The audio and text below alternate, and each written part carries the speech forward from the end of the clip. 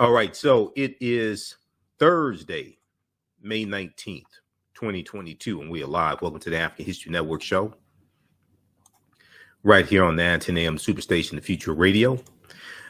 Today is Malcolm X's 97th birthday.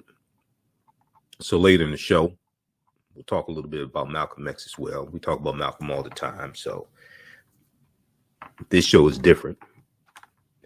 We're going to give you an update on what happened in court today when Peyton Gendron, the Buffalo shooting suspect, was indicted today in court. We'll give you an update on what happened and also what's taking place in the Buffalo East Side community as well, because they're still getting threats. Schools are being threatened, sporting events are being threatened, things of this nature. So we'll talk some about that on today's show. It was tense also in court today. There were family members of the victims that were present. One of them shouted out, "Peyton, you're a coward," which is correct. Can't deny that. One of them shouted out, "Peyton, you're a coward." So we'll let you know what happened today. Now, also, we talked about it. I saw a couple of stories before today, but the story really came out today dealing with the assistant manager of the Tops Market who called the police, who called 911. And the dispatcher hung up on her. Okay, so that dispatcher is on administrative leave. An investigation is being done. Is expected. The dispatcher is going to be fired. So we have some information on that as well. NBC News has a good story on that. Okay, so we'll talk about that also. And then we'll talk some about Malcolm X as well. And we're going to look at some excerpts of Malcolm X's speech from June 28th of 1964, where he announced the formation of the Organization of Afro-American Unity. We'll talk a little bit about that as well. All right, on the African History Network show, we focus on educating, empowering, and inspiring people of African descent throughout the diaspora and around the world, because right now it's correct wrong behavior. What you do for yourself, what you do to yourself, and what you allow other people to do to you and get away with is based upon what you think about yourself. What you think about yourself is based upon what you have been taught about yourself. What you've been taught about yourself is based upon everything you've read, heard, and seen about yourself. So we control the radius of a man or woman's thoughts. You can control the circumference of his or her actions, because the mind can't do or teach what it doesn't know. Call in numbers 313-778-7600. 313-778-7600 is the call in number if you have a question or comment. I want to look at this. So Washington Post has a good article on this. Also ABC News.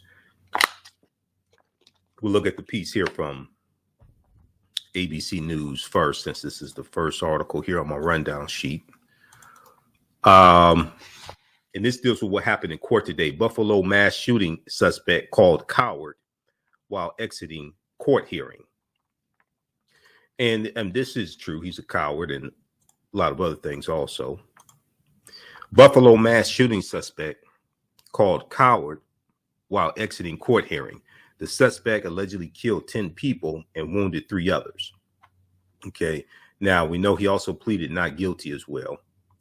As loved ones of the victims, we're going to clip number 1 here in just a second, Shakita. Clip number 1 from Good Morning America. Because on Good Morning America this morning, they talked about this. They talked about the fact that he would be indicted later today. As loved ones of the victims looked on, an 18-year-old suspect, 18-year-old grown man, Peyton Gendron, accused of fatally shooting 10 people in what authorities described as a racially motivated rampage, appeared in court Thursday and was called a coward by someone at the hearing. Suspect Peyton Gendron entered the Buffalo, New York City courtroom wearing an orange jumpsuit, a white face mask, and chains on his legs and hands, and surrounded by various court officers. Gendron appeared to be wearing a bulletproof vest under his suit. All right, I want to go to this first clip here. This is from this morning, Good Morning America. Suspected gunman in fatal Buffalo mass shooting to appear in court. Let's go to clip 1, please.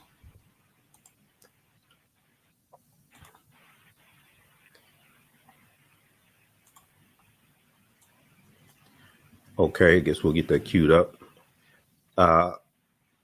Killed 10 black people, racist supermarket attack. Investigators are now focusing on the shooter's social media. Stephanie Ramos is in Buffalo with the latest. Good morning, Stephanie.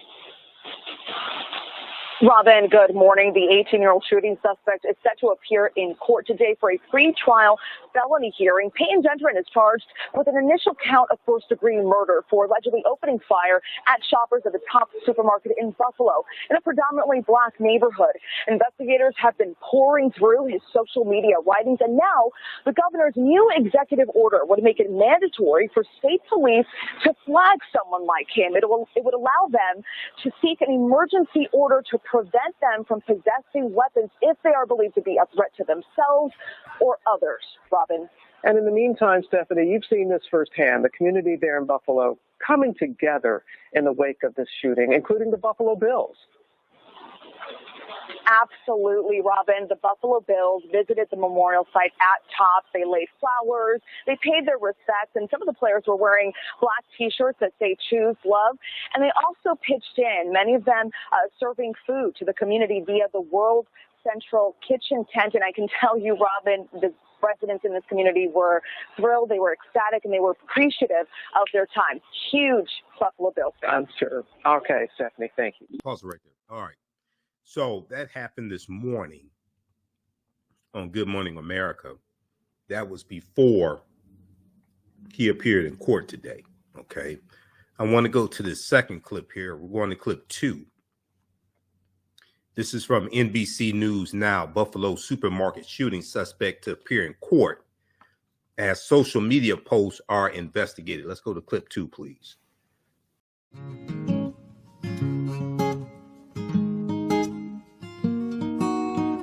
IDO Network International, in collaboration with STL Black Woman, DACA, and ACTA, present the Royal Pilgrimage to the Americas, August 24th through the 28th.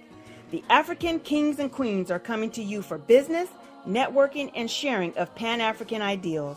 The venue will be the illustrious En Garde Arts Hotel in St. Louis, Missouri.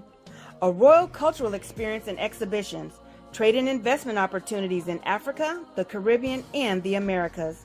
A Royal Pan-African Summit hosting keynote speakers, and a red carpet banquet.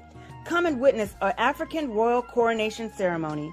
Register at www.idonetwork.org to book your ticket to wine and dine with African royalty. Vendor opportunities available. Get face-to-face with the royals who own the land and resources for business. Contact DACA for deal room information at 602-730-4572.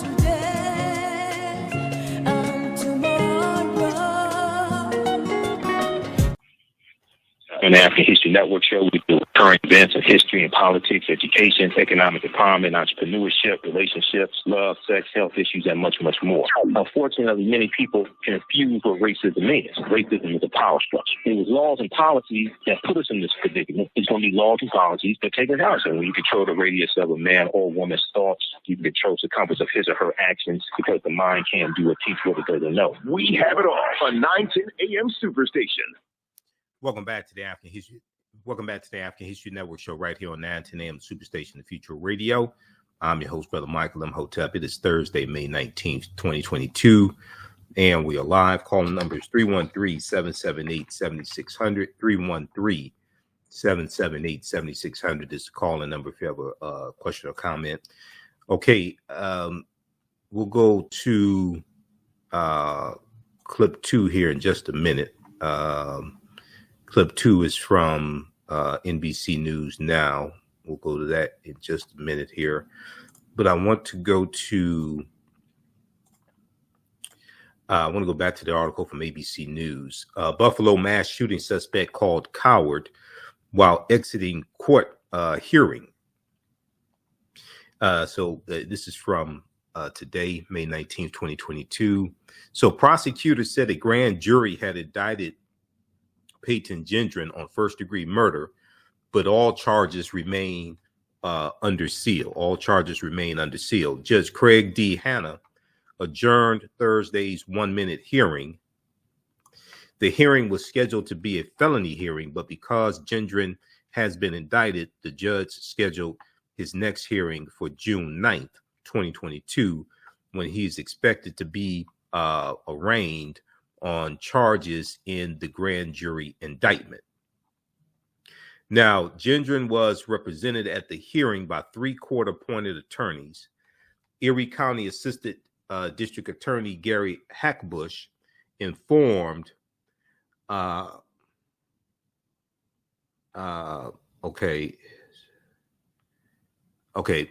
Erie County Assistant District Attorney Gary Hackbush informed the judge that the grand jury indictment of Gendron was handed upon Wednesday. Now, relatives and family members of victims killed in the shooting at a grocery store Saturday, the Tops Friendly Market, crowded into the courtroom to watch. Gendron entered and left under heavy guard. A woman sitting in the courtroom galley was overheard yelling, "Peyton, you're a coward," as he exited the courtroom. Here's a picture of him here with his attorneys. I want to go to clip number 2 here. And this is from NBC News Now from today. Buffalo supermarket shooting suspect to appear in court as social media posts are investigated. Let's go to clip 2, please.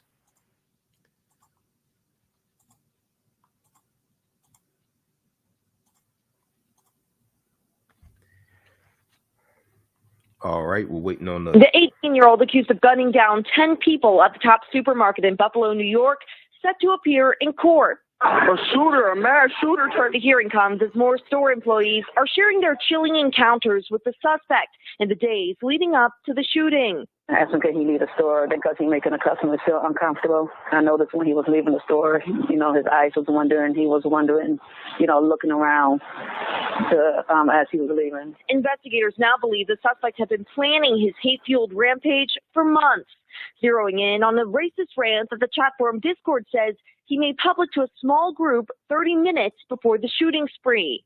Now, the New York Attorney General will investigate those social media sites authorities say the suspect frequented. These social media platforms have to take responsibility.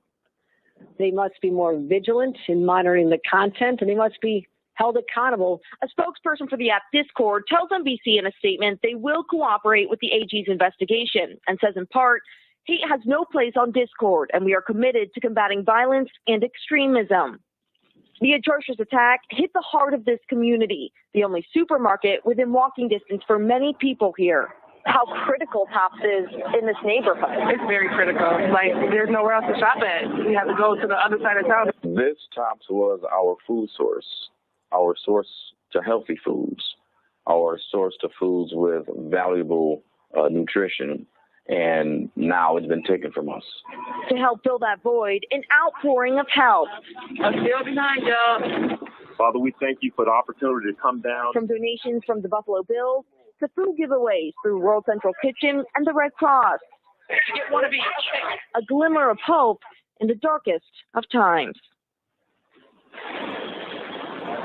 In addition to Discord, we've also reached out to 4chan, 8chan, and Twitch for comment in response to the Attorney General's investigation. We have not heard back yet. Separately, while the Top supermarket remains closed, there are opportunities and assistance out there for locals, including ride-sharing companies offering to transport locals to nearby grocery stores for free. It's not clear when the Top supermarket will reopen its doors, but Joe, its temporary closure is certainly another devastating blow to this community. Huge blow, but good to see people trying to help however they can. Emily, thanks so much. All right, good reporting there from NBC News. Now, a lot of people are pitching in to support that East Side community however they can. There was one story dealing with a Tops Friendly Market is put up $500,000 to assist the families of the victims. You had the Buffalo Bills who were out yesterday serving food to the community. And they laid flowers at the memorial site there at the Top Friendly Market. You have Uber and Lyft. Uber and Lyft are, okay, so there was a story on the 11th hour on MSNBC, and I took a screenshot of the screen. I want to try to pull this up. I think it was WIVB or something. Uber and Lyft are providing free rides for people. Let's look at this here. There are a couple things. So number one, I'm looking at a tweet from Tops Market, and we'll try to, what we'll do is, let me post this here on my Facebook page, and we'll pull this up here. So there's a tweet from Tops Market about a fund, a $500,000 fund they set up. Tops has seeded the survivors with $500,000 to get it started.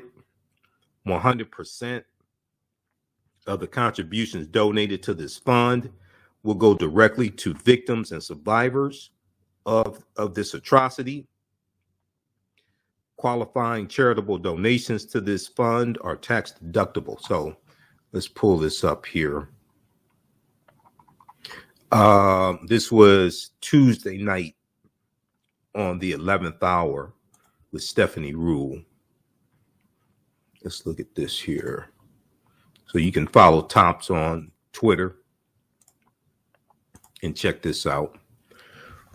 Let's see, can we, I don't know if we can zoom in. No, we can't zoom in on it. Okay, so hopefully you can see this. Let's look at this. Tops has seeded the Survivor Fund with $500,000. Tops Friendly Market, the company that owns Tops. Tops has seeded the Survivor Fund with $500,000 to get it started. 100% of the contributions donated to this fund will go directly to victims and survivors of this atrocity. Qualifying charitable donations to this fund are tax deductible. There were some other tweets. I'm not sure if Stephanie Rule showed them. I ain't have a chance to snap those pictures. This was Tuesday night when we were getting the election returns from 5 states. There's free bus shuttle service daily 10 a.m. to 7 p.m. I know Tops was providing also. And Tops was providing service to take people to other Tops stores to shop.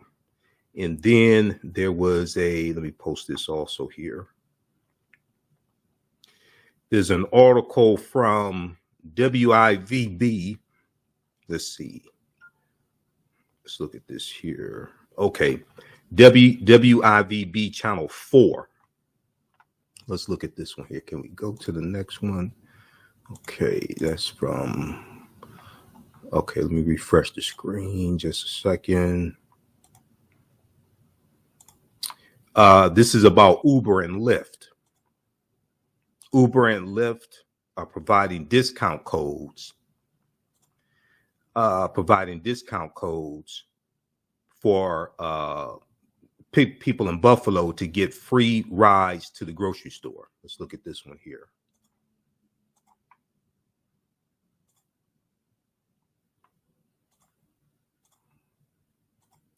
All right, I just posted this. Uber, this is from WIVB.com, channel 4. They're in the Buffalo area. Okay, Uber, Lyft, discount codes for Buffalonians to get free rides to grocery stores after Top's mass shooting.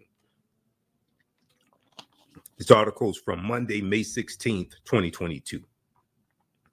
So in spite of this tragedy, there's also a large outpouring of support as well. Okay. So sometimes in some of the stories you may not hear about the support that's taking place.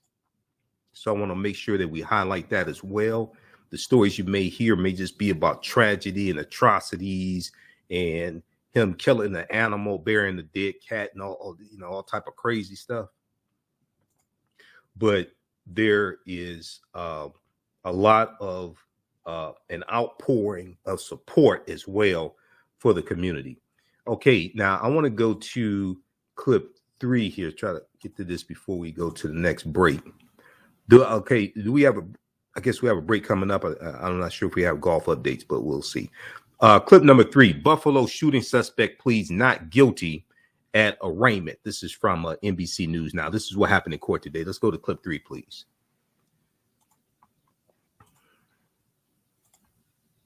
Flanked by officers, the Buffalo shooting suspect in court today for the second time since he allegedly gunned down 10 people. All were black. A grand jury indicting the 18-year-old on first-degree murder as the Justice Department is investigating the shooting spree as a hate crime and racially motivated violent extremism. Wearing an orange jumpsuit, the accused killer kept quiet before a crowded courtroom, including victims' families. Emotions spilling over as the suspect, who's pleaded not guilty, was escorted out. Hey, you're a coward!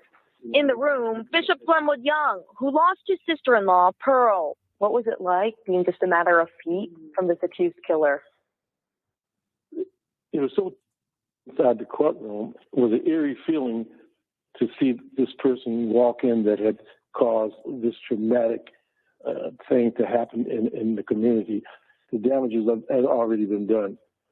These people will be hurting for the rest of their lives. I know I will.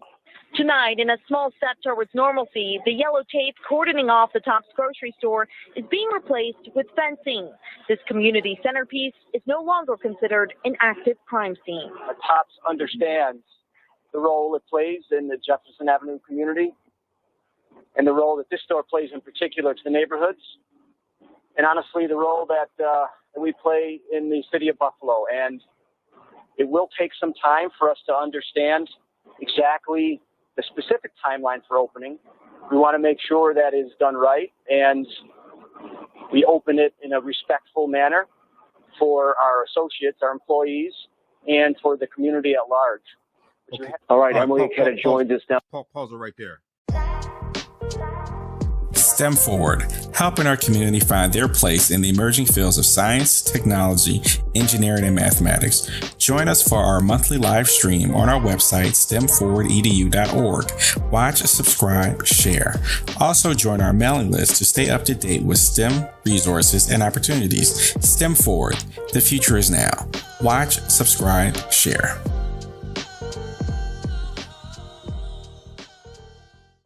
The work that I do is larger than the fashion industry. It's larger than the art world.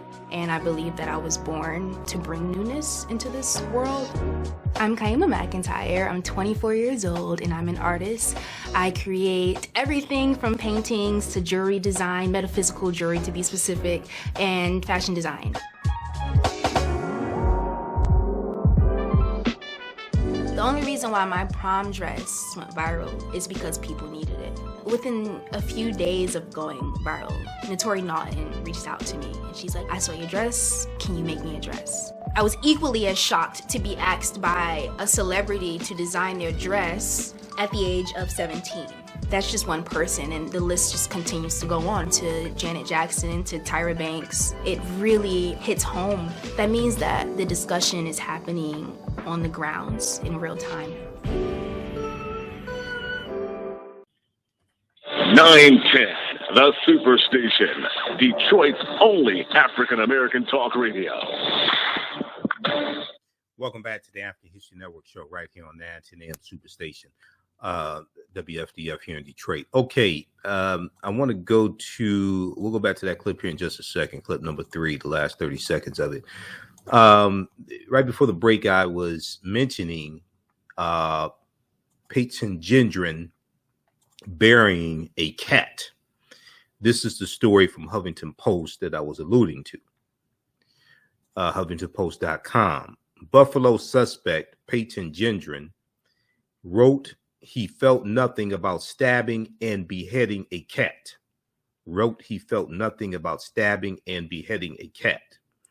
The accused mass murderer shared a photo of his bloody cruelty. This is from Wednesday, May 18th, 2022. This is what I was referring to. Buffalo, New York shooting suspect Peyton Gendron displayed his inhumanity toward animals before his alleged racist attack on supermarket shoppers. He wrote in March of 2022 that he stabbed and beheaded a feral cat, the Washington Post reported on Tuesday, March 17th. In a diary-like entry that apparently originated on the messaging platform Discord, Peyton Gendron said he spotted the stray cat attacking his family's cat in the garage and repeatedly stabbed the animal. He wrote that he bashed its skull against concrete and chopped off his head with a hatchet. He shared a photo of the body decapitated and bloody. He said, quote, "I called my mom and she gave me a box and I dug a shallow grave in the backyard," he wrote on March 25th, per the newspaper. He said, quote, "Honestly, right now, I don't feel anything about killing that cat. I thought I would be in pain, but literally just feel blank," end quote. All right. There are always signs. There are signs. Okay.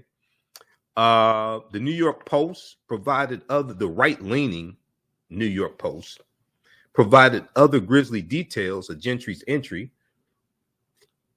which we're not going to talk about here, in which we're not going to get deep into this, but we're citing the article from Huffington Post, in which he recalled swinging the cat by its tail for greater force against the hard surface and requiring he's sick. Okay, I'm not gonna read the rest of this. He's sick. You can read the rest of this here. Okay. There were warning signs. There were warning signs. Buffalo suspect Peyton Gendron wrote he felt nothing about stabbing and beheading cat. So read this article here from May 18th, 2022, HuffingtonPost.com. This is what I was talking about right before the break. Okay, now, I want to go back to this clip here from what happened in court today. This clip number 3, NBC News Now. Buffalo shooting suspect pleads not guilty at arraignment. Okay, let's go back to what we doing. Our associates, our employees, and for the community at large. All right, Emily Aketa joins us now. Emily, we know, as you mentioned there, the tape has come down from around the Tops grocery store, but that community is still receiving threats?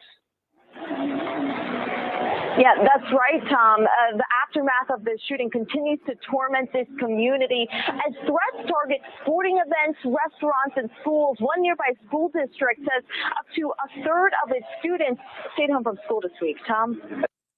Okay, so the community is still, okay, thank you. Control room, thank you. The community is still getting various types of threats. There have been threats on schools, things like this in that area.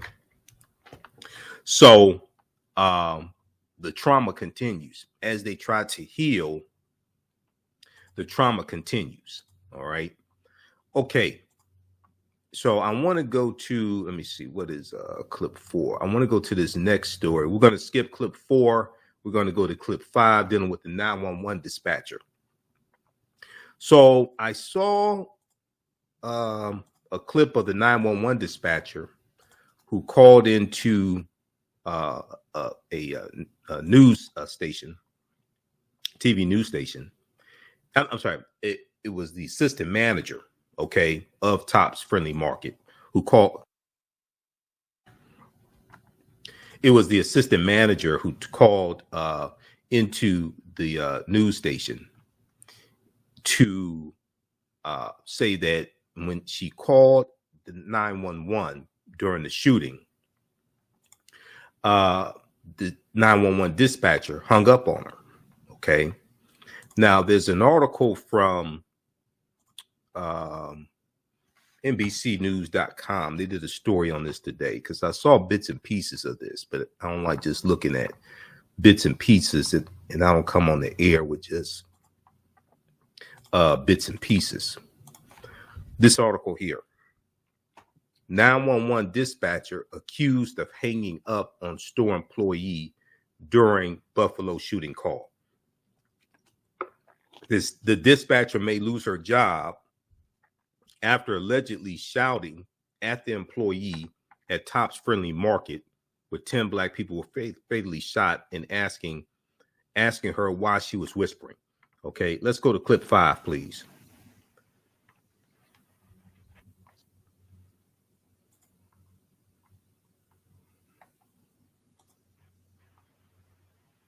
Was alarming and came from an assistant manager who was inside the supermarket on Saturday. She called in during our live coverage of the massacre. Live on the line with us.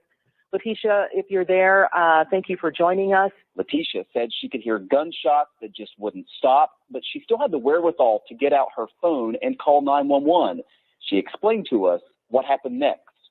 I tried to call 911, and I was whispering because I could hear them close by, and when I whispered on the phone to 911, the dispatcher would start yelling at me, saying, "Why are you whispering? You don't have to whisper." And I'm trying to tell her, like, "Ma'am, he's in the store. He's shooting the active shooter. I'm scared for my life." And she said something crazy to me, and then she hung up in my face. And I had to call my boyfriend and tell him to call 911. People were furious to hear Letitia's story. We obviously wanted to figure out what happened, but here in New York State, 911 calls are rarely released to the public. We in the media have no access. It usually takes a court order, so you really have to rely on self-policing, and that appears to have happened. Erie County, which runs the 911 Communications Center through Central Police Services, confirmed that this has been investigated and, quote, immediate action was taken, and the individual who took that call is now on administrative leave pending a disciplinary hearing, which should happen within a couple of weeks. Thankfully, other calls made it through and were properly dispatched. There was a rapid response. In fact, the mayor saying police were on site within 2 minutes. I'm Michael Wooten, Channel 2 News. All right. So that is from NBC News. If we look at this article here quickly, and let me close this out here because this video clip keeps trying to pop up. If we look at this article here quickly, a 911 dispatcher has been placed on leave and may lose her job after allegedly hanging up on a supermarket employee hiding during the weekend shooting rampage in Buffalo, New York. Now, the office of the Erie County executive told NBC News that the dispatcher who took the call is on administrative leave pending a disciplinary hearing slated for the week of May 30th, where quote unquote termination will be sought. An internal investigation began on Sunday, which was May 15th, Sunday, May 15th, one day after the shooting, and the staffer was placed on leave the following day. The dispatcher was employed by the county for 8 years, office spokesperson Peter Anderson said. Now, an assistant office manager at Tops Friendly Market, where the tragedy took place, told the Buffalo News that she was whispering during the 911 call because she feared the shooter would hear her. The store employee alleges the dispatcher shouted at her and asked why she was whispering. So we heard the clip there of Latasha. Anderson told Associated Press it's unclear who hung up on whom. In one account, I can't remember if it's that one, she said that she dropped her phone. Latasha said she dropped her phone, and when she came back, the dispatcher was gone. So it was disconnected. A message was left with, this is why I look at different sources for this information and just don't come here with bits and pieces. A message was left with the union that represents Buffalo 911 dispatchers. Okay, read the rest of this article here. This is from the Associated Press, picked up by NBC News. There's good reporting there by the local NBC news station as well. 911 dispatcher accused of hanging up on store employee during Buffalo shooting call. We're coming up on a break. We'll continue this on the other side of the break. When we come back, we'll talk some about Malcolm X's 97th birthday, and we'll look at one of his iconic speeches, June 28th, 1964, his By Any Means Necessary speech, where he announced the formation of the Organization of Afro-American Unity. We'll also give you a brief preview of the 10-week online class that I teach on Saturdays, Ancient Kemet, the Moors, and the Maafa, Understanding the Transatlantic Slave Trade, what they didn't teach you in school. You can register for that at AfricanHistoryNetwork.com. Listen to the African History Network show. I'm Michael Imhotep. We'll be back in a few minutes. iRedify is a Black-owned digital platform that showcases Black and Brown cultures and people. The books on the platform are written by African-American authors, Afro-Caribbean authors, African authors, and so much more. Kids 14 and under can read ebooks, listen to audiobooks, and complete learning activities. Kids can even write in the books digitally. Get unlimited access to everything on the platform for only $8.99 a month at iRedify.com. Sign up for your membership today. Abundant Capital Group is a real estate investment company with over 20 years of experience in real estate. They specialize in two areas of real estate. One, they solve real estate problems with creative financing solutions that give the seller the most money for their property. And two, they show individuals how to get a higher rate of return on their investment capital with real estate note investing. If you are looking to sell or need to sell your property, here is what they provide. Market value offer, even if you have little or no equity. They typically pay all closing costs, which can be thousands of dollars. They close on a date of the seller's choosing, and the seller does not have to be out of the house at the time of closing. They take the property in an as-is condition, and the seller is not required to make any repairs. Give them a call or email them today for a free consultation and see how they can help you with your real estate needs. Call them at 973-475-8488. That's 973-475-8488. Visit their website, abundantcapitalgroup.com. That's abundantcapitalgroup.com. And email them at acg@abundantcapitalgroup.com. Follow them on Instagram and Facebook at Abundant Capital Group. Welcome back to the African History Network show right here on 910 AM Superstation, The Future Radio. Okay, so today is May 19th, and this is the 97th birthday of the one and only El Hajj Malik El Shabazz, also known as Malcolm Little, more popularly known to the world as Malcolm X. And you know, I was looking at a couple of articles today on Malcolm, one from news1.com dealing with 20 quotes about Malcolm. And I was thinking about what I wanted to talk about. We'll talk more about Malcolm on Sunday because I have 2 hours on my Sunday show. My allergy would be better on Sunday than it is today. My allergy is better today than it was last week. There's a high concentration of pollen in the air. But I said, you know, I'll talk about a speech that a lot of people quote, like part of, the any means necessary part of, but they haven't read the speech. And this goes for a lot of Malcolm's speeches in the first place.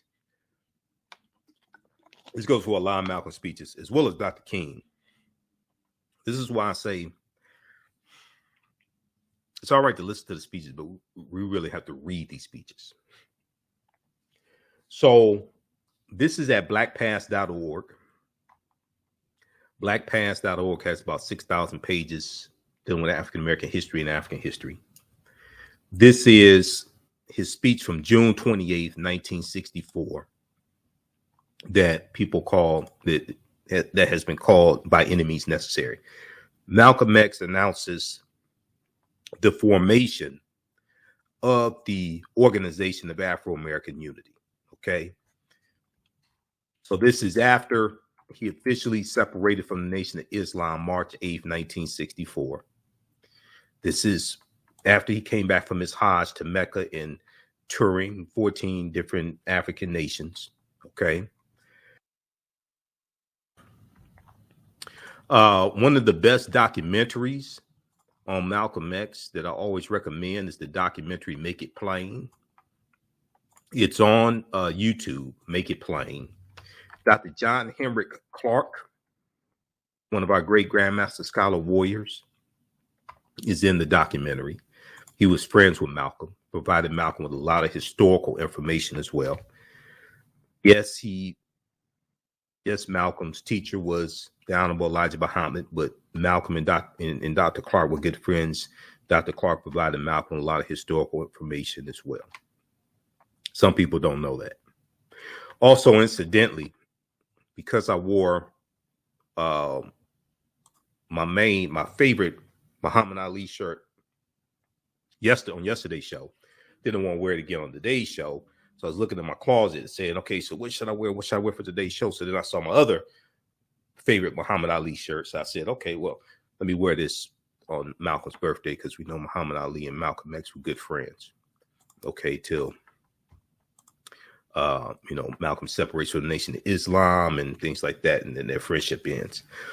In May of 1964, Malcolm toured West Africa and made a pilgrimage to Mecca, returning as El Hajj Malik El Shabazz. Now, he already said, there's an interview where he already says that was already his name and it was already on his passport before he separates from the Nation of Islam, before he comes out and publicly says his name is El Hajj Malik El Shabazz. It was already on his passport. That was already his name. He just didn't use it.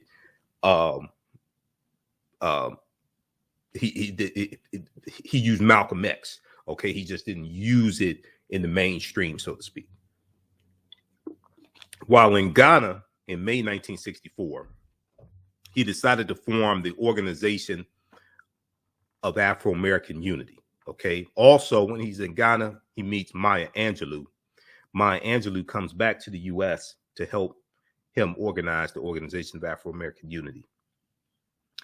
It's important to note that this is after he meets Dr. King for the first and only time. Okay, that was before he went on his Hajj to Mecca. And there's a good article from the Washington Post that deals with this. Martin Luther King Jr. met Malcolm X just once. The photo still haunts us with what was lost. This is why when you study Malcolm as well as Dr. King, you have to you have to understand chronology. You have to understand the timeline. Okay. And it's like, if you're going to quote Malcolm, you need to know, okay, was this when Malcolm was in the Nation of Islam or outside the Nation of Islam? Was this before he went on his Hajj to Mecca or after he went on his Hajj to Mecca? Because a lot of people think Malcolm was against voting. No, he wasn't against voting. It means you haven't read Malcolm. Because in this speech that I'm about to show you, he talks about the need for African Americans to vote and register as independents. Malcolm was not against voting. He was talking about getting something for your vote and understanding how to leverage your vote. He's also talking about controlling the economics in our community, but also controlling the politicians, controlling the schools, all that. controlling that in our communities. Okay, now if we look at here, okay, this one here. This is a good article, June 14, 2018, Deneen L. Brown, and it showed the picture here of Dr. King and Malcolm. This was March 26, 1964. March 26, 1964. This is the only time that they met. Right before Malcolm was assassinated, they were trying to set up another meeting. Malcolm, I think it was either January or February of 1965, Malcolm goes down to Selma, Alabama, and he wants to meet with Dr. King. Dr. King's in jail. Malcolm meets with Coretta Scott King. Okay. But they could never set up another meeting between the two. This meeting here only lasted a couple of minutes. This was at the 1964 U.S. Senate debate for the Civil Rights Act. When Malcolm meets Dr. King, Malcolm tells Dr. King, I'm throwing myself into the heart of the civil rights struggle, because Malcolm joins the civil rights movement once he leaves the Nation of Islam. And even while he was in the Nation of Islam, toward the end of his tenure in the Nation of Islam, he felt the nation should do more when it came to the civil rights movement and helping our people fight for our rights and things like this. But Malcolm tells Dr. King, I'm throwing myself into the heart of the civil rights movement. If you read his speech, The Battle of the Bullet, one of the themes of the Battle of the Bullet, and let me see which one of my Malcolm X books here on his speeches. Malcolm X Speaks, this right here. Okay. Malcolm X Speaks has the Battle of the Bullet, the one from April 3rd in Cleveland, Ohio, Coy Methodist Church, because he delivered it 3 times that I know of. March 29th, 1964 in Washington Heights, New York, 3 days after he met Dr. King. Then April 3rd, 1964 at Coy Methodist Church in Cleveland, Ohio. Then here in Detroit, April 4th, 1964 at King Solomon Baptist Church. This book right here has a lot of Malcolm speeches, a lot of his last speeches. Malcolm X Speaks, edited with prefatory notes by George Brightman. One of the themes of the Battle of the Bullet is injecting Black nationalism into the civil rights movement.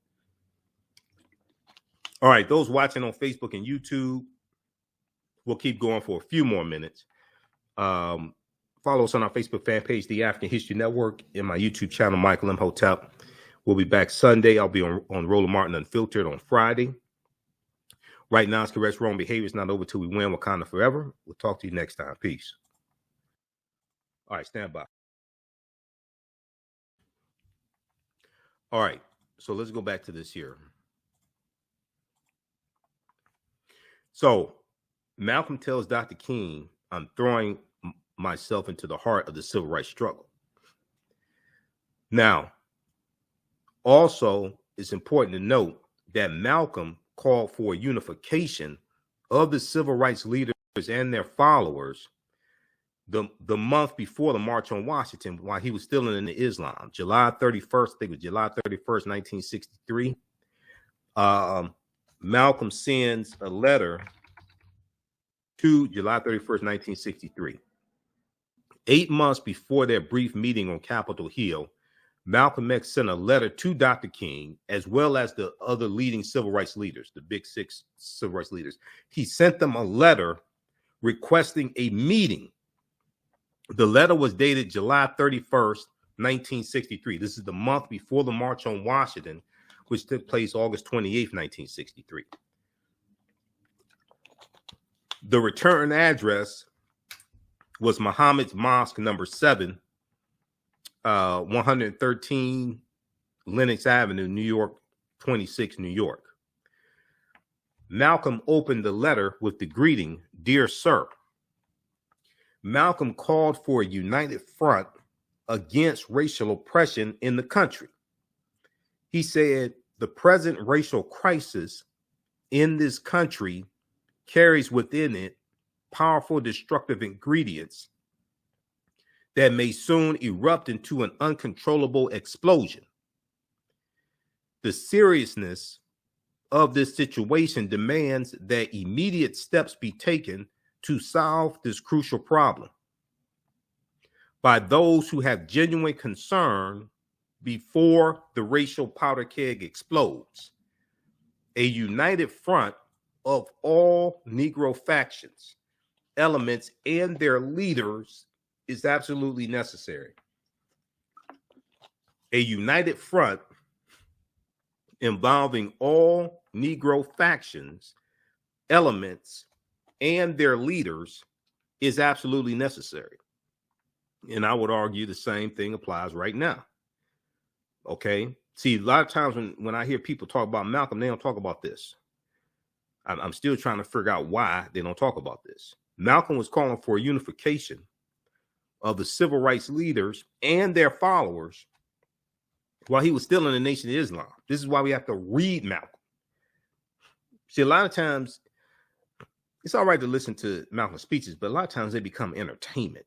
When you read it, you get a deeper understanding. When you read Malcolm's speeches, you get a deeper understanding of his speeches, and you can study them. Malcolm X warned that a racial explosion is more destructive than a nuclear explosion, citing a recent meeting between President John F. Kennedy and Soviet Premier Nikita Khrushchev. Malcolm said, despite their tremendous ideological differences, it's a disgrace for Negro leaders not to be able to submerge our minor differences in order to seek a common solution to a common problem posed by a common enemy. So Malcolm wasn't, even though he had the debate in 63 with James Farmer and Wyatt T. Walker, that was June 63. That was right around the time Medgar Evers was killed. This is the month after that.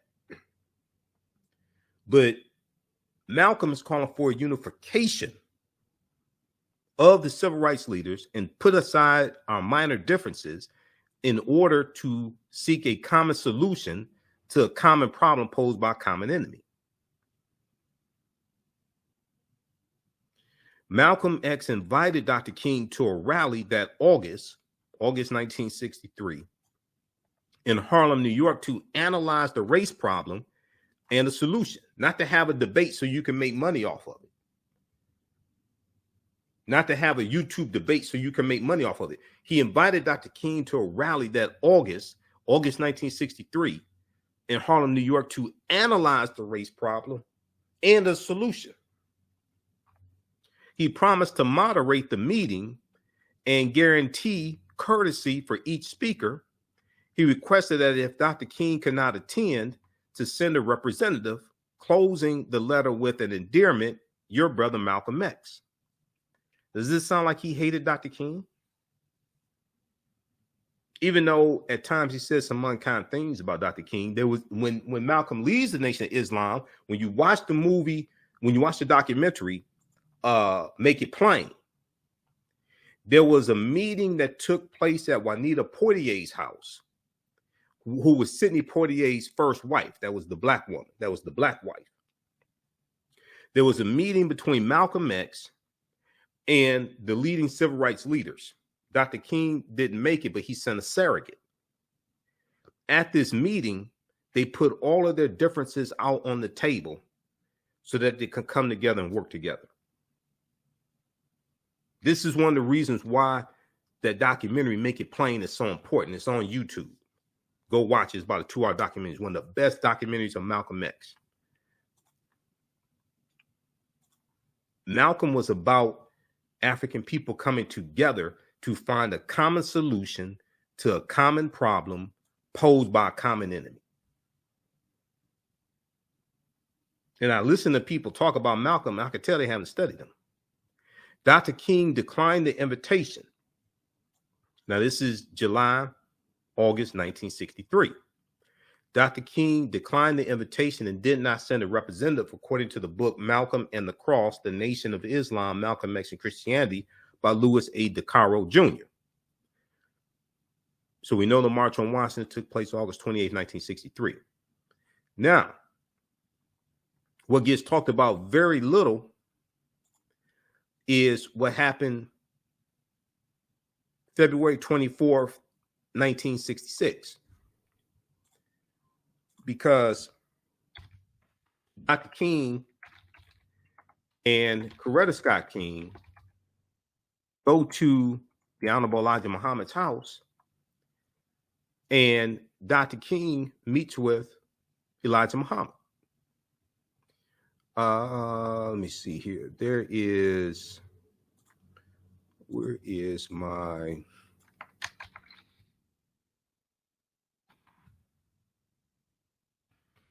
Nation of Islam has they have an article at their website on this. And there's information out there on this also.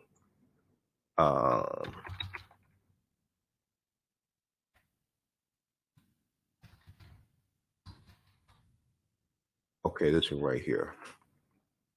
I'm looking at my archives. It's got thousands of articles archived. Okay, this one, Dr. Martin Luther King, not a dreamer.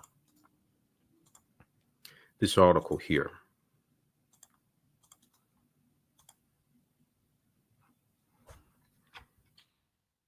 This is at NOI.org.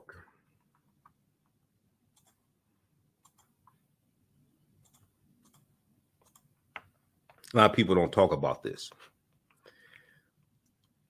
The Honorable Minister Louis Farrakhan has asked all people to study the last speeches of the Reverend Dr. Martin Luther King and to reflect on the evolution of his message from one of an integrationist dreamer. Dr. King was talking about breaking the back of segregation more so than integration. There's a difference. People really have to research this to understand the difference. In 1963, to one of a true wide awake revolutionary in 1968. Dr. King has always been a revolutionary. In 1949, when he was at Crozier Theological Seminary, Dr. King wrote a paper dealing with the influence of the mystery religions on Christianity, including Osiris, Isis, and Horus. He wrote this in 1949. Dr. King was always a revolutionary. Yes, his ideology evolved, just like Malcolm's ideology evolved. Malcolm's ideology evolved after Malcolm left the Nation of Islam. Dr. King was always a revolutionary. It is clear that Dr. King began to consider the teachings of Elijah Muhammad and had profound relevance to the struggle of Black freedom in America. Dr. King and his wife, Coretta Scott King, met with the Honorable Elijah Muhammad at his Chicago home on February 24th, 1966.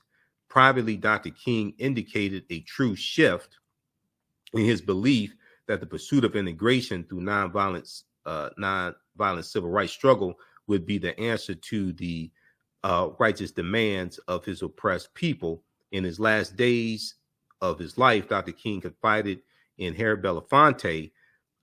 He said, "You know, we fought long and hard for integration, but I'll tell you, Harry, I've come to the realization that really deeply troubles me. I've come to the realization that I think we may be integrating into a burning house." Okay, now the problem is that they didn't finish that quote, because Harry Belafonte responds, "What should we do?" Dr. King responds, "We should become firemen." He says, "We cannot just stand by and let the house burn." A fireman is one who actively gets involved and puts out the fire. A fireman is not one who just stands by and watches the fire burn. So I appreciate them bringing this up, but you got to finish the quote. You have to finish. This is the count from Harry Belafonte. Okay. So here's a reference for this. Amsterdam News that has the Amsterdam News, because I hear people only quote part of this. So either you purposely withholding the rest of it, or your ass didn't read.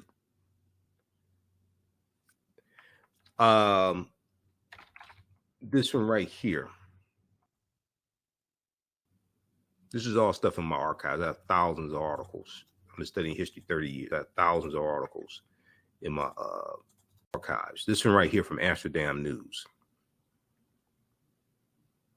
Dr. Martin Luther King Jr., I fear I am integrating my people into a burning house.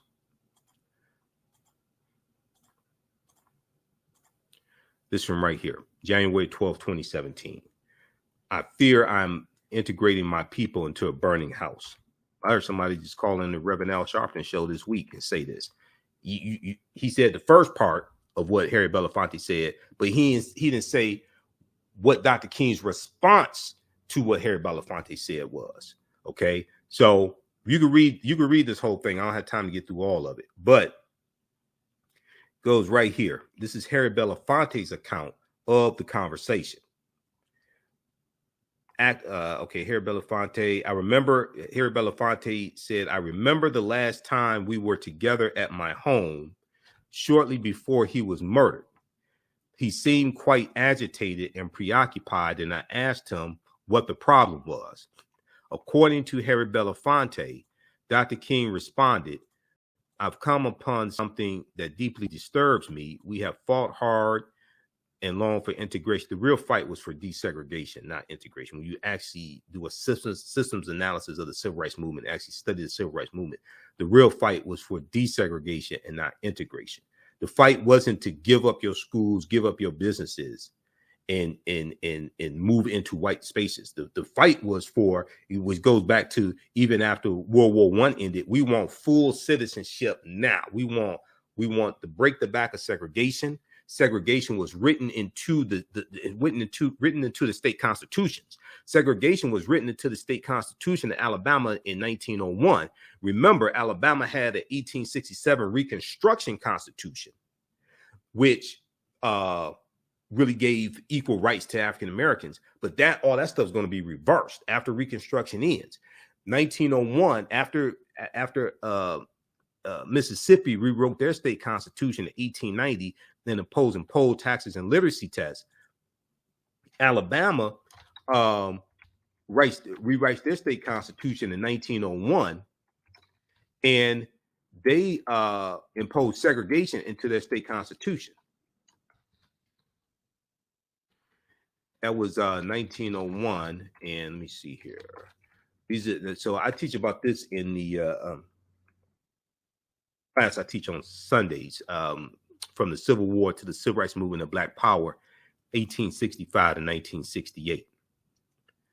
Okay, this is why you really have to. You can't just go off of slogans and clips of Malcolm saying this and Dr. King saying this. You have to understand context, chronology. You have to understand what was said after that clip, what was said before that clip. You have to understand what was taking place in society at that time. This is from the Encyclopedia of Alabama, encyclopediaofalabama.org, Alabama Constitution of 1901.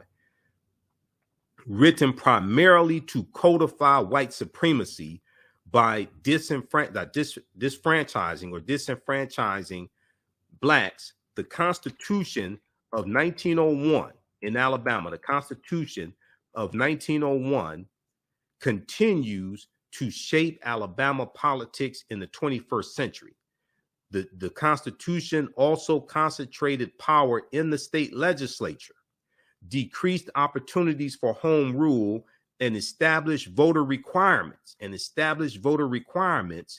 that even many white men could not meet, reducing the political influence of the state's many poor whites. But they were attacking African Americans. They sacrificed some poor white people to attack the rights of African Americans and to reduce our political power. This was written into the Alabama State Constitution in 1901.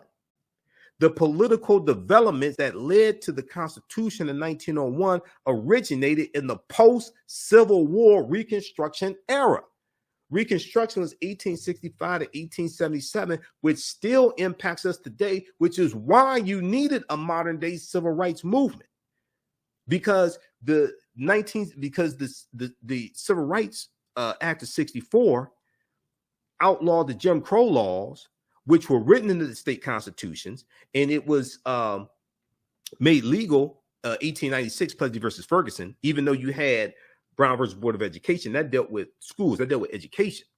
you still had all these segregation. You still had all these Jim Crow segregation laws, and we're being discriminated when it came to employment, things like this. And still, even after Brown versus Board of Education, a lot of Southern states did not enforce the law. The Republican-controlled U.S. Congress abolished the 13th Amendment. The 13th Amendment to the U.S. Constitution, contrary to popular belief, did not re-enslave African Americans. It was based upon what's known as the Northwest Ordinance of 1787. The main architect of the 13th Amendment was Senator Lynn Trumbull. Senator Lynn Trumbull, I think he was from Illinois. Senator Lynn Trumbull researched the Northwest Ordinance of 1787. People think, oh, the 13th Amendment re-enslaved them because it said that you could only be re-enslaved if you're convicted of a felony, things like this. That law already applied to white men. And they're giving the same rights that white men have to African Americans.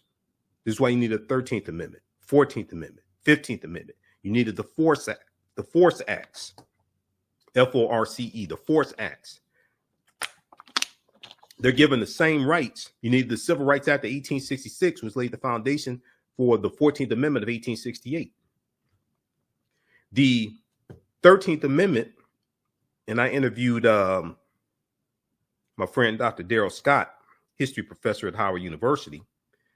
We did a 2-hour interview here on this show where we broke down the history of the 13th Amendment, and we talked about the Northwest Ordinance of 1787. Okay. So, and we talked about also Ava DuVernay's documentary 13th, which is flawed, historically flawed. 13th Amendment did not re-enslave the former slaves, things like this. No. That comes from a lack of understanding of history. Okay, so this is from Alabama.com, but read the rest of this here. This deals with the 13th Amendment. I mean, this deals with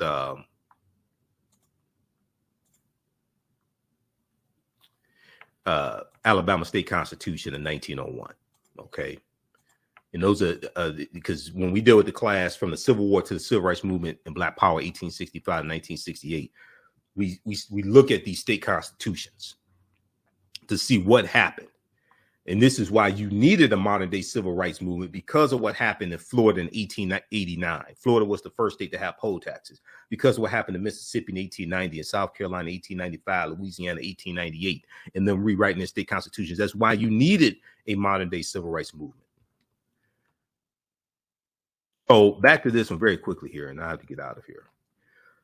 Back to this one here, this article from, let's go to, which one is this? I want the one from,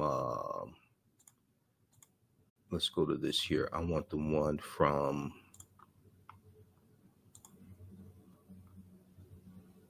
yeah, I want this one right here. Let's go back to this one here. This is from Amsterdam News. Okay, so Dr. King, this is Harry Belafonte recounting his last meeting with Dr. King. I've come upon something that disturbs me deeply, blah, blah, blah. I know we will win, but I have come to believe that we are integrating into a burning house. I'm afraid that America has lost the moral vision she may have had. And I'm afraid that even as we integrate, we are walking into a place that does not understand that this nation needs to be deeply concerned with the plight of the poor and disenfranchised. And we know he leads the Poor People's Campaign, and he's assassinated, and the Poor People's Campaign continues. Until we commit ourselves, this is Harry Belafonte recounting his last meeting with Dr. King. People only quote like 2 sentences out of this whole passage that Harry Belafonte explains. Until we commit ourselves to ensuring that the underclass is given justice and opportunity, we will continue to perpetuate the anger and violence. We will continue to perpetuate the anger and violence that tears the soul of this nation. Okay. He said, I fear I'm integrating my people into a burning house. I fear I'm integrating my people into a burning house. Now, 99% of the time, when people talk about this, they stop there. They don't even give you the background information. They just stop there, right? That wasn't the full conversation. Belafonte added, quote, that statement took me aback. It was the last thing I would have expected to hear, considering the nature of our struggle. Belafonte said he asked King, what should we do? And Dr. King replied, now 99.9% of the time, nobody says this. Dr. King replied, we become firemen. He said, become the firemen. Harry Belafonte asked Dr. King, what should we do? He said, Dr. King replied, quote, become the firemen, end quote. You can add firewomen. He said, let us not stand by. He said, Dr. King went on to say, let us not stand by and let the house burn. A fireman or firewoman is one who actively gets involved and puts out the fire, not stands by and just let the house burn and point at the house and say, oh, the house is burning, the house is burning. All right, so read this article here from New York Amsterdam News. Dr. Martin Luther King Jr., I fear I'm integrating my people into a burning house. And read Dr. King's books, please. Okay? I had people quoting Dr. King. This is why a lot of Dr. King Day celebrations I don't like going to, because I'm listening to people talking, speaking, and they ain't read a damn thing Dr. King wrote. They don't even understand the speech August 28, 1963, which was originally called Normalcy Never Again. Then it was called A Canceled Check. Then it was called I Have a Dream. The speech was not about a dream. Dr. King is talking about dismantling white supremacy and racism. He wrote 5 books. This is, to me, his most important book. This is his last book. Where do we go from here? Chaos or Community. Okay. Chapter 2 of the book is called Black Power. He talks about the Black Power movement. He wasn't against the Black Power movement. He was friends with Kwame Ture, Stokely Carmichael, and Mukasa Dada, Willie Ricks, who became Mukasa Dada. They're the ones who coined the term Black Power. They got Dr. King to use it. Dr. King backs away from the term. He believed in Black Power, but he just felt that power did not have a color. Okay, so he stopped using the term Black Power. But chapter 2 of the book is called Black Power. It's about the Black Power movement. Let me see. Goes to right here. Chapter 2 is called Black Power. I don't know if he can. Okay, about the Black Power movement. Now, page 133. Page 133 of his book. Now, we talked about Dr. King meeting Elijah Muhammad. Right here. I didn't mean to close that out. Bring that back up. I want to close out Amsterdam News. Bring this one back up here.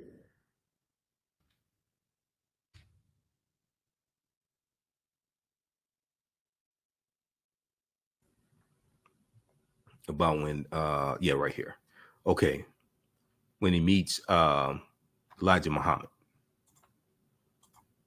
Because a lot of people really don't talk about this. February 28th, 1966, okay? Coretta Scott King and Dr. King go to Chicago, Elijah Muhammad's house, and meet with him. Dr. Martin Luther King Jr. pictured, and this is not Photoshop, pictured in his first meeting with the Honorable Elijah Muhammad, left head of the Black Muslims, February 24th, 1966 in Chicago. Okay, so goes on to say his indictment of white America grew harsher and unsparing. White America left the Negro on the ground and in devastating numbers walked off with the aggressor. It appeared that the white segregationist and the ordinary white citizen had more in common with one another than either had with the Negro. Okay. By 1968, Dr. King was unequivocal about the country and the war, the Vietnam War, to which white America and many Negro leaders were irrevocably faithful. Dr. King said, and I am sad to say that the nation in which we live is the supreme culprit. God did not call America to engage in a senseless, unjust war, as the war in Vietnam, and we are criminals in that war. We have committed more war crimes almost than any nation in the world, and I'm going to continue to say it. Okay, so read this piece here. This is dealing with Dr. King meeting Elijah Muhammad, February 24th, 1966. Okay, now,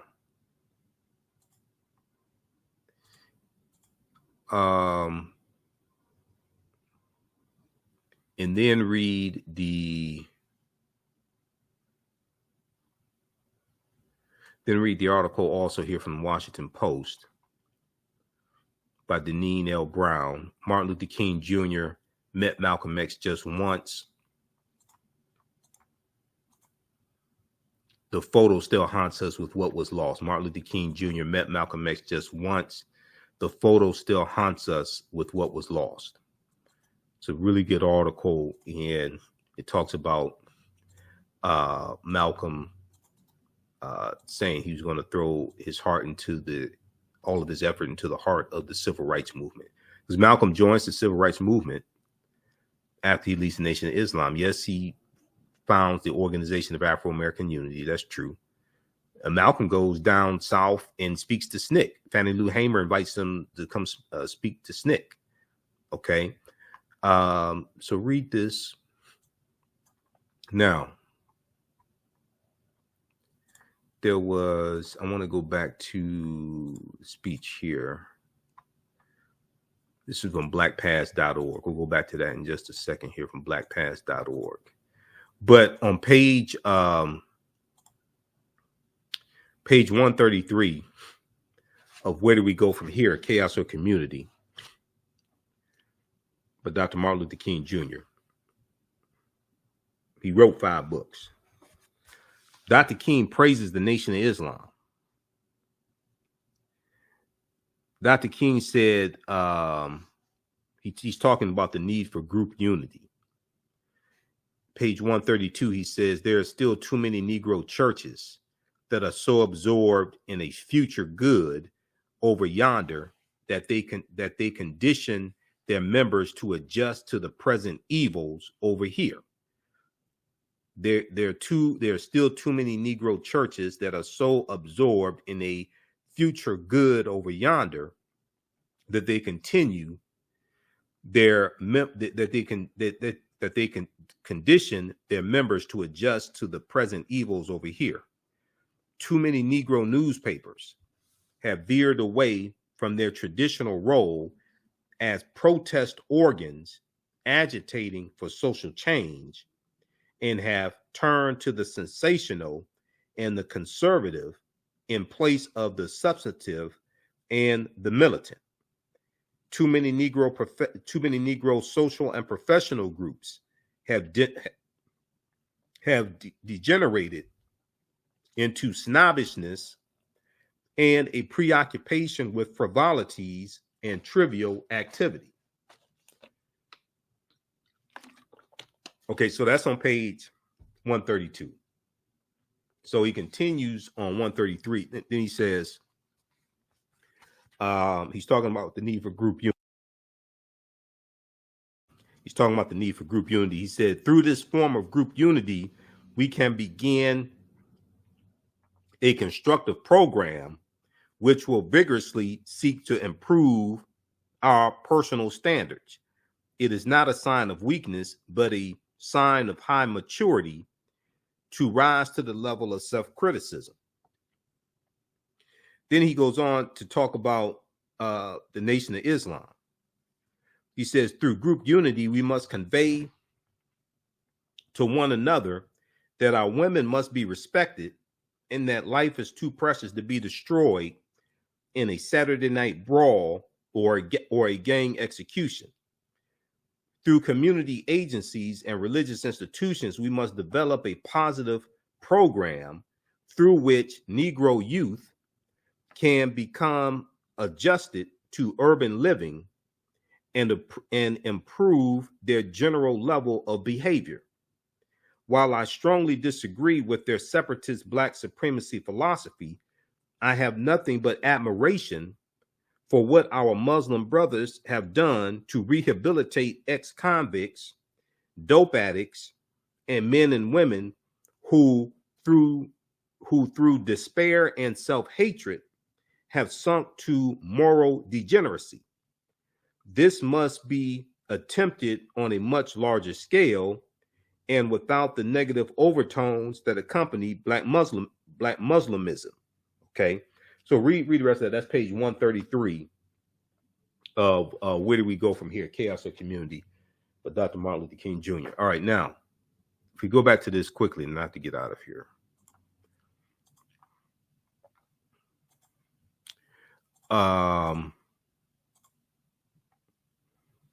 This one right here. Okay, June 28th, 1964. All right. Malcolm delivers his speech announcing the Organization of Afro-American Unity. Malcolm returned to New York the following month to create the OAAU, and on June 28th, gave his first public address on behalf of the new organization at the Audubon Ballroom in Washington Heights, in the Washington Heights section of Manhattan. The address appears below. Okay, so we're going to skip. You can read the rest of that. He laid out a 5-plank platform. Okay, he laid out a 5-plank platform for the OAAU. Okay, one talks about establishment. Okay, the organization of Afro-American Unity shall include all people of African descent in the Western Hemisphere, etc. So read that. Then 2, self-defense. Since self-preservation is the first law of nature, we assert the Afro-Americans' right to self-defense. It talks about the U.S. Constitution, Second Amendment, things like this. Okay, we assert that in those areas where the government is either unable or unwilling to protect the lives and protect our people, that our people are within our rights to protect themselves by whatever means necessary. Okay, we assert that. Okay, so he talks about that. Now, there's part 3, education. Okay, lays out education. And then also it's important to note, and if you read the book, This Nonviolent Stuff That Gets You Killed, How Guns Made the Civil Rights Movement Possible, you know that what people call a nonviolent movement was really not nonviolence, because if it had not been for Negroes with guns, there would not have been a civil rights movement. You have to read this book here by Professor Charles E. Cobb Jr., This Nonviolent Stuff That Gets You Killed, How Guns Made the Civil Rights Movement Possible. It was Negroes with guns protecting the civil rights workers that made the civil rights movement possible. Professor Charles E. Cobb Jr. was there. He was a field secretary for SNCC for 5 years in rural Mississippi, organizing African Americans to register to vote in rural Mississippi. If you know anything about Mississippi, you know that was very dangerous work. Okay, and he talked about how they never stayed in somebody's house. All the black people's houses that they stayed in when they were down there had a gun in there, a shotgun over the mantle or something like that. It was Negroes with guns, even before the Deacons for Defense and Justice were founded in 1964 in Jonesboro, Louisiana, even before then. Okay, so 3, he talks about education. And I must point out right here, when I was in Africa, I met no African.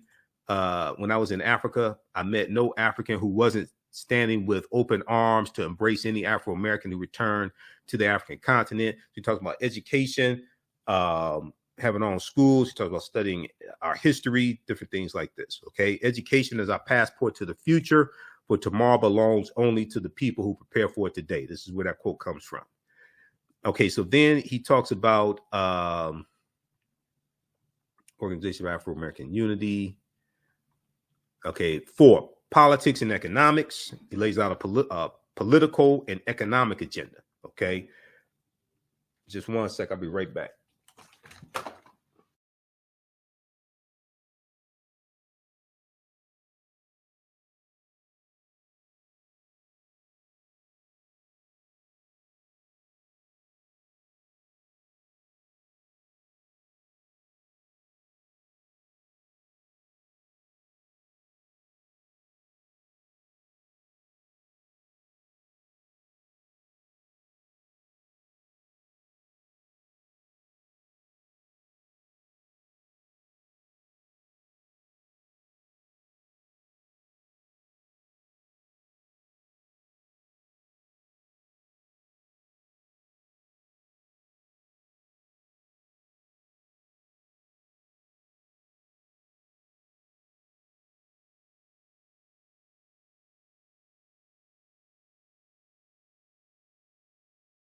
All right.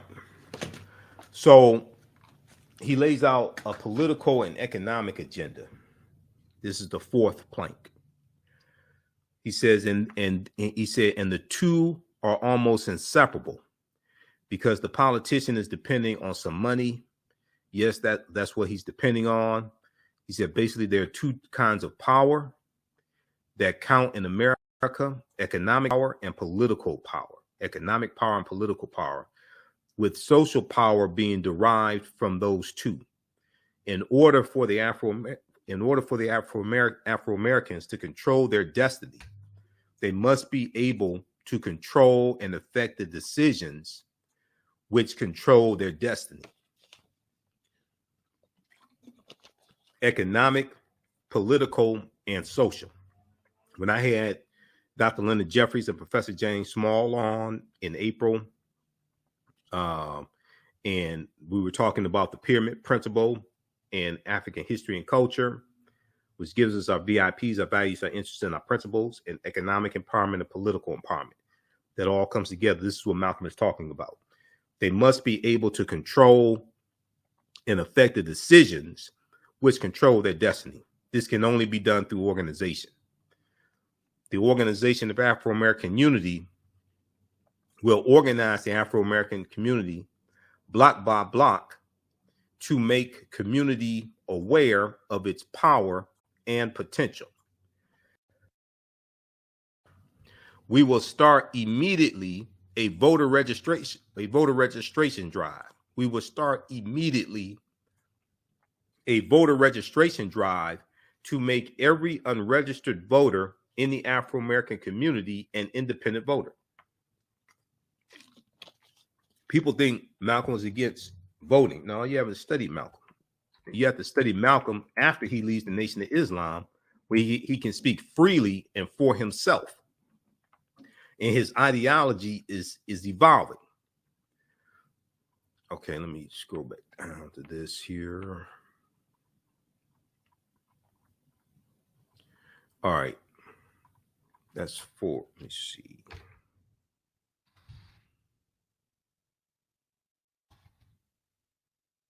Okay. So block by block, the Organization of Afro-American Unity will organize the Afro-American community block by block to make the community aware,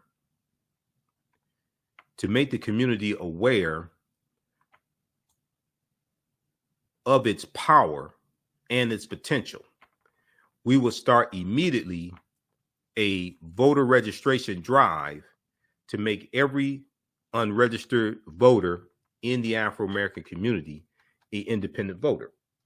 Now, this was towards the end of the party realignment with the Democrats and the Republicans, where the Southern segregationist Democrats largely lead the Democratic Party, go to the Republican Party. You're going to have some people who are Republicans lead the Republican Party, switch over to the Democratic Party. And African Americans, we didn't switch over to the Democratic Party because of the Civil Rights Act of 64 and the Voting Rights Act of 65.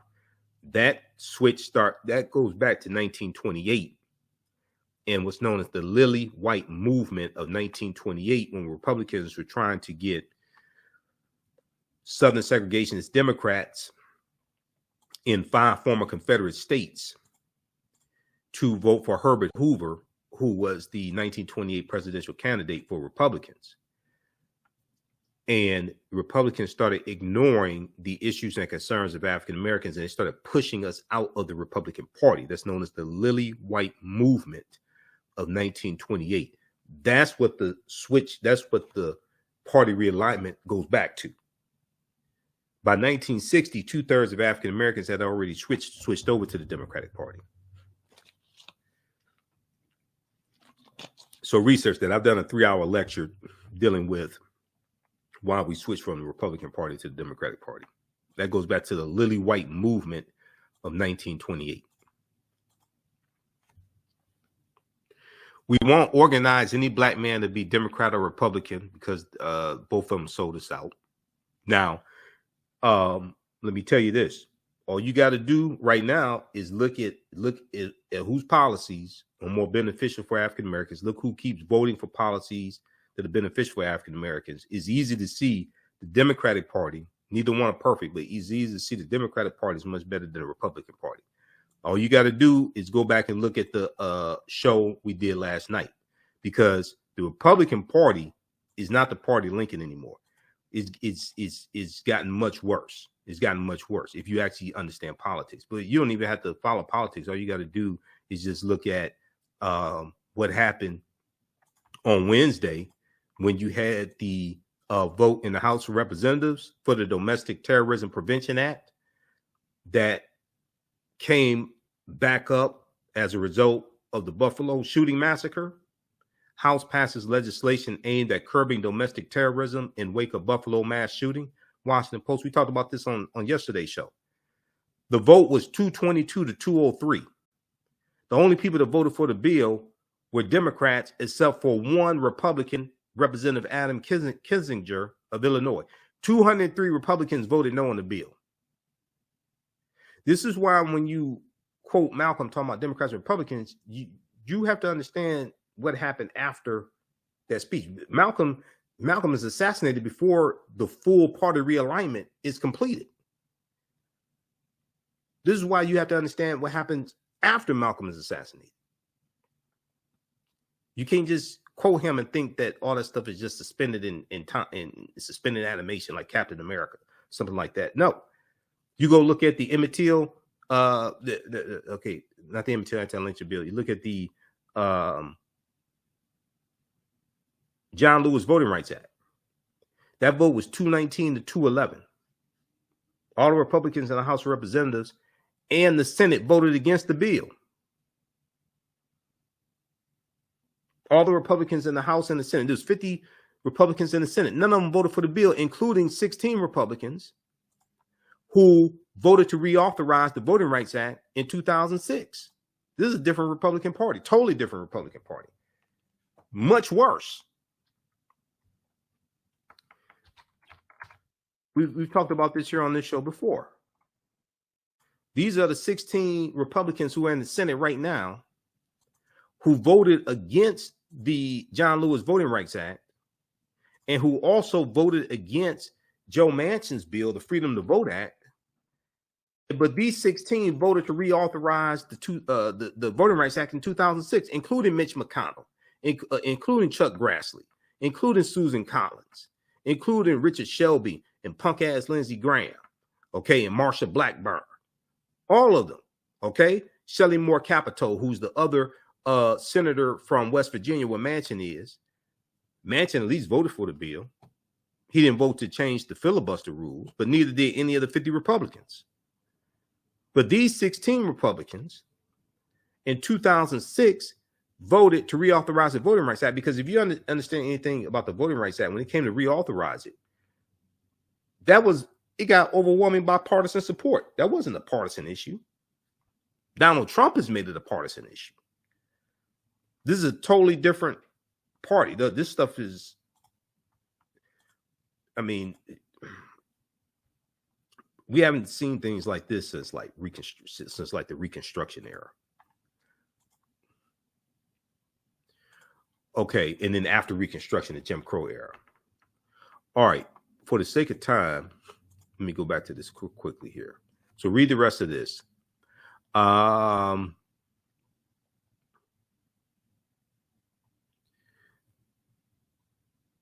See all this, the party realignment. You have to study the party realignment, okay, and what happened. Because a lot of Southern segregationists like Strom Thurmond, things like this, they left the Democratic Party, went to the Republican Party. This is why when I hear people, I can listen to people and tell that when you quote something, you stuck in 64, 65, 63, and you don't understand history that happened after that. Okay, so he talks about politics and economics. Read the rest of that. Then he talks about also the vote on the MORE Act, MORE, the vote on the MORE Act to decriminalize marijuana.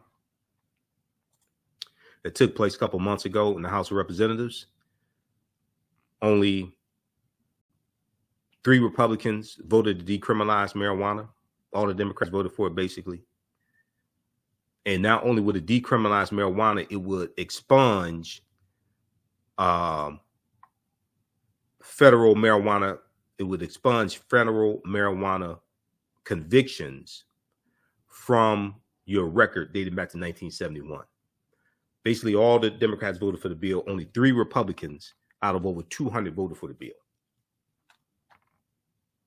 When you look at the Crown Act, if you go to congress.gov and look up these bills, congress.gov, go to congress.gov and look up these bills.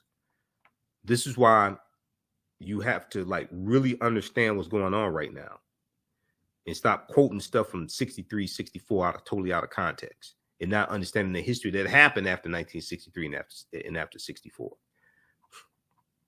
Congress.gov, you can look up these bills. You can read a summary of them, but more importantly, it shows you who voted for the bill and who voted against the bill. Okay, it's just like I posted on our Facebook fan page, the African History Network, in my YouTube channel, and my personal page, Michael Imhotep. We posted about the vote that took place, I think it was Wednesday, dealing with baby formula. This one right here, Washington Post. This is a totally different Republican Party.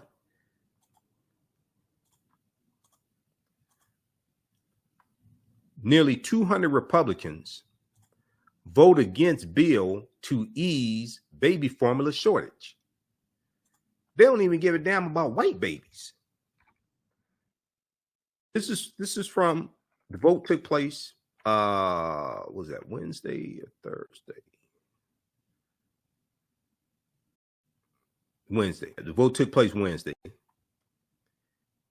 House GOP leaders were among 192 Republicans who voted against providing $28 million in aid to the Food and Drug Administration, the FDA, to address the shortage of baby formula. Now, the bill passed the House. It's expected to pass the Senate because Democrats are in control of the House. So the bill passed the House. You had 192 Republicans who voted against this bill to aid in providing baby formula for babies. They don't even give a damn about white babies unless they're in the mother's womb. When they get outside the womb, they don't care. This is a different Republican Party. When they get outside the womb, they don't care. They're not pro-life, they're pro-birth. Because if they were pro-life, they would be funding Head Start, free pre-K, increase WIC. They would be all over this right here. They were complaining. Republicans were complaining about the shortage of baby formula, but they're not doing anything to help alleviate the problem. 192 Republicans, almost 200 voted against the bill. They don't even care about white babies.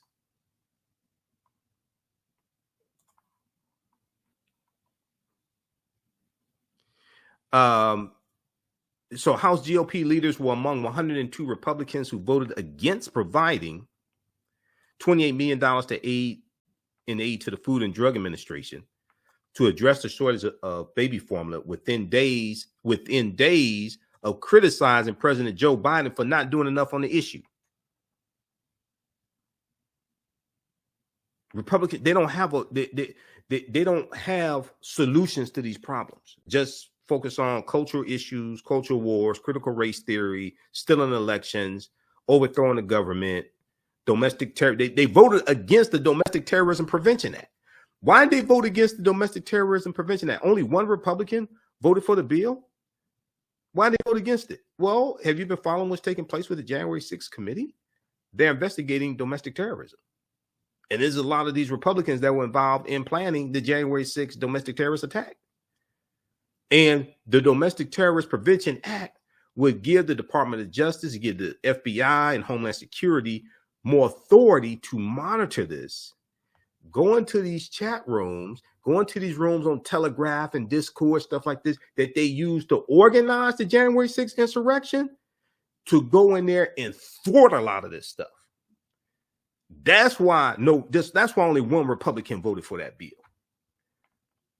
Because a lot of those Republicans were involved in planning that insurrection. And they know if you give that authority to, this is why it's important to go read this article. We dealt with this on yesterday's show. Okay, because the story broke late. The story broke late Wednesday. The story broke late Wednesday that the bill passed the House of Representatives. House passes legislation aimed at curbing domestic terrorism in wake of Buffalo mass shooting. People are asking now, once again, all you have to do is look at how people vote. This is why Congress.gov is so important. Look at how people vote. Look and see who keeps voting overwhelmingly for the bills that you say you want. George Floyd Justice and Policing Act. Only people that voted for the bill were Democrats. That vote was 220 to 212. The only Republican in the House of Representatives that voted for that bill, he said he made a mistake and he put out a tweet said he made a mistake and he was going to change his vote. Even the two black Republicans in the House of Representatives didn't vote for the bill.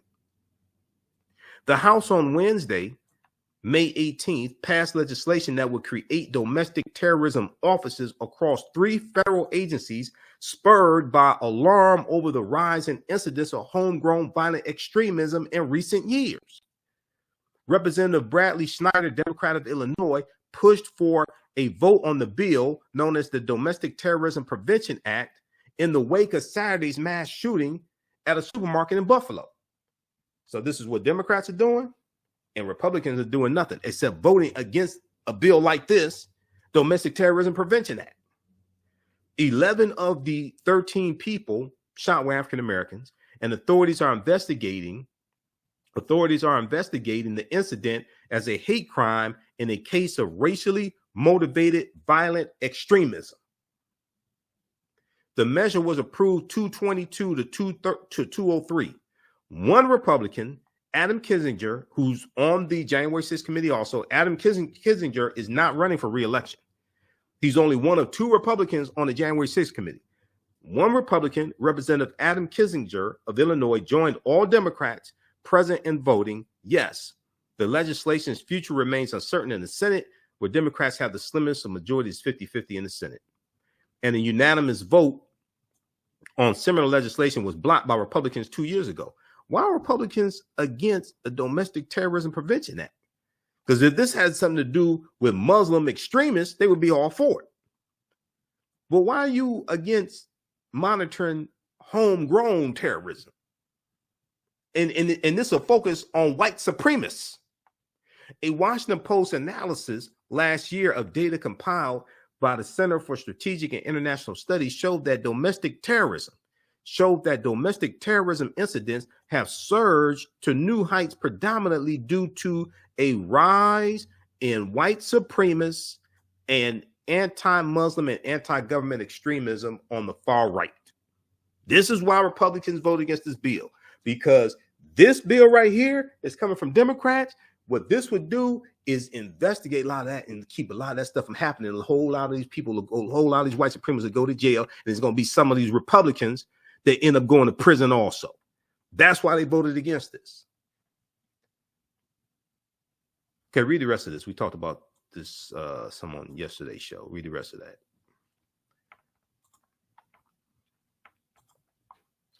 All right. Let's go back to this one quickly, not to get out of here. I ain't planning to be here this long. Okay, so the 5th plank was social. Okay, in Malcolm's speech laying out the organization of Afro-American unity and their philosophy in the 5 planks.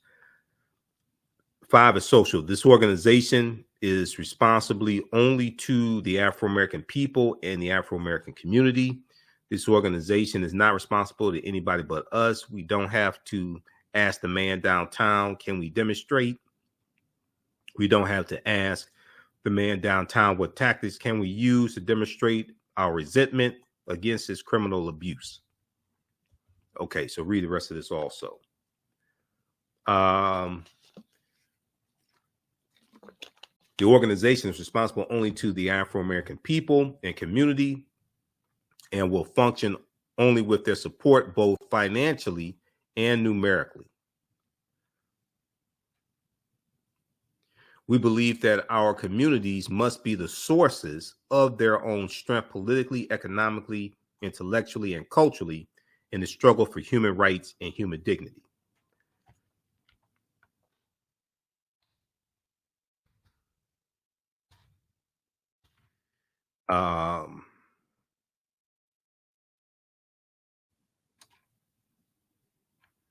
So in this speech,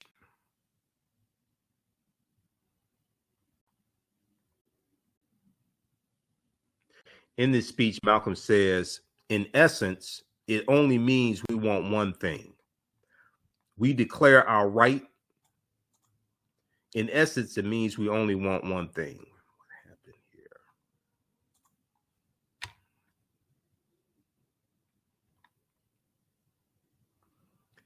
He said, we declare our right.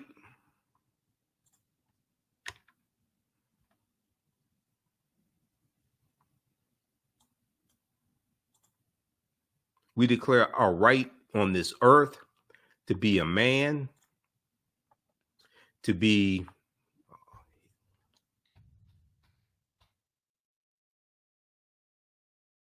we declare our right on this earth to be a man, to be a human being, to be respected as a man, to be given the rights of a human being in this society, on this earth, in this day, which we intend to bring into existence by any means necessary.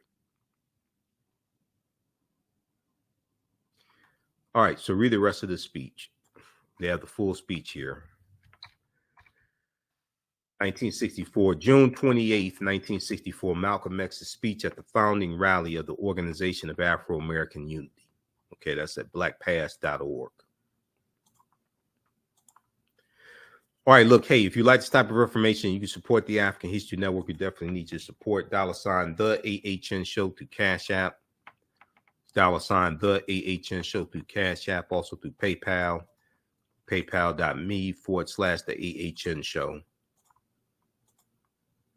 This helps us keep doing research, stay on the air, keep broadcasting, pay some of the bills. We also have the information at our website, AfricanHistoryNetwork.com. When you go to our Cash App account, our tag is $, TheAHNShow, SHOW.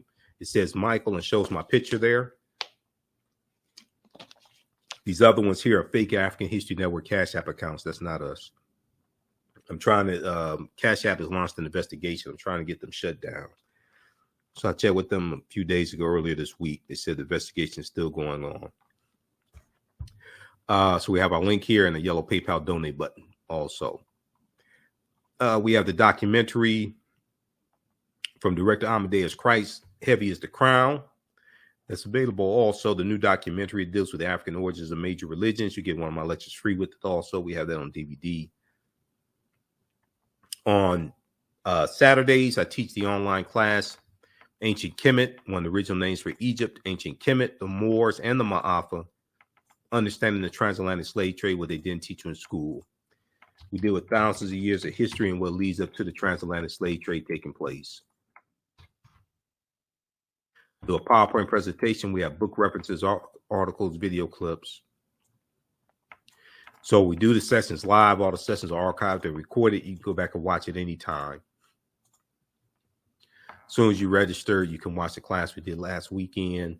Classes on sale at $80, regularly $130. Even a year from now, 2 years from now, you can watch the entire class. It's archived. On Sundays, I teach from the Civil War to the Civil Rights Movement of Black Power, 1865 to 1968. Okay, if you've taken any of my online classes in the past, email me at AHNShow@AfricanHistoryNetwork.com. You get a 50% discount also. And we have the bundle pack here. So you get all three classes for $120.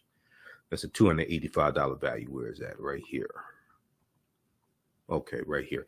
And email us at AHNShow@AfricanHistoryNetwork.com if you've taken any of my classes in the past, because you'll get a 50% discount.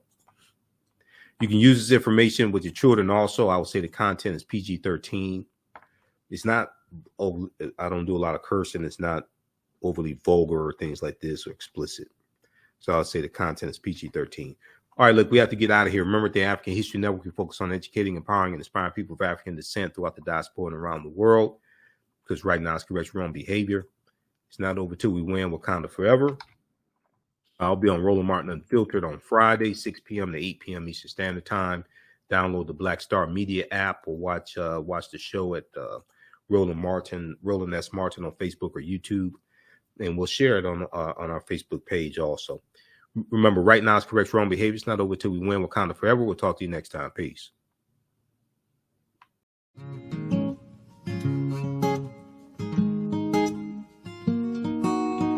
IDO Network International, in collaboration with STL Black Woman, DACA, and ACTA, present the Royal Pilgrimage to the Americas, August 24th through the 28th. The African kings and queens are coming to you for business, networking, and sharing of Pan-African ideals. The venue will be the illustrious En Garde Arts Hotel in St. Louis, Missouri. A royal cultural experience and exhibitions, trade and investment opportunities in Africa, the Caribbean, and the Americas. A Royal Pan-African Summit hosting keynote speakers, and a red carpet banquet. Come and witness an African royal coronation ceremony. Register at www.idonetwork.org to book your ticket to wine and dine with African royalty. Vendor opportunities available. Get face-to-face with the royals who own the land and resources for business. Contact DACA for deal room information at 602-730-4572.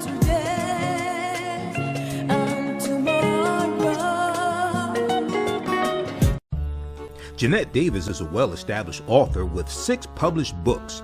Black Survival in White America from Past History to the Next Century was published in 1995, and it delves into the history of African Americans before slavery up to contemporary times. The Great Divide Between Blacks and Whites was released in 2008, and her autobiography, Black Just Like My Mama, was published in 2010. Soulful Journey, The Business of Beings, was released in December 2021, and her 2 latest books, Echoes from the Heart, Love Throws Poetry, and Master Being Human, were both published in January of 2022. Jeanette Davis' writings delve deeply into the psyche of Black people from ancient to contemporary times. She cuts no corners and leaves no stones unturned in relating truth, letting the chips fall where they may on both African and European doorsteps. Order Jeanette Davis's books today at Amazon.com. Search for Jeanette Davis and get to know her work today. STEM Forward, helping our community find their place in the emerging fields of science, technology, engineering, and mathematics. Join us for our monthly live stream on our website, stemforwardedu.org. Watch, subscribe, share. Also join our mailing list to stay up to date with STEM resources and opportunities. STEM Forward, the future is now. Watch, subscribe, share.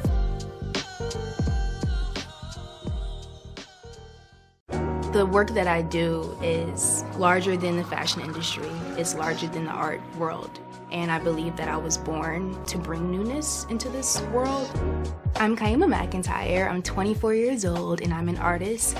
I create everything from paintings to jewelry design, metaphysical jewelry to be specific, and fashion design. The only reason why my prom dress went viral is because people needed it. Within a few days of going viral, Notori Naughton reached out to me and she's like, I saw your dress, can you make me a dress? I was equally as shocked to be asked by a celebrity to design their dress at the age of 17. That's just one person, and the list just continues to go on, to Janet Jackson, to Tyra Banks. It really hits home. That means that the discussion is happening on the grounds in real time.